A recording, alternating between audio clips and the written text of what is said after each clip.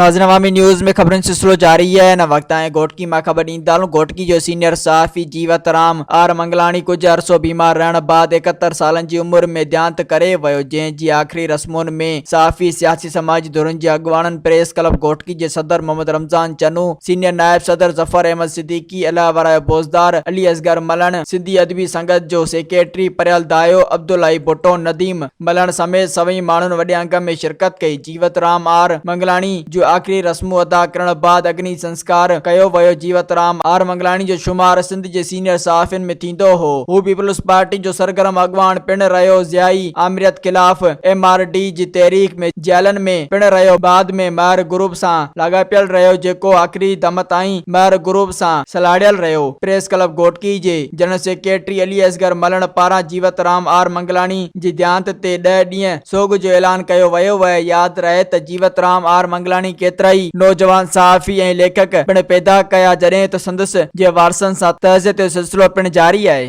मज़ीद खबरों और तफसीलात के लिए विजिट करें हमारी वेबसाइट www.awamiNewsHD.com।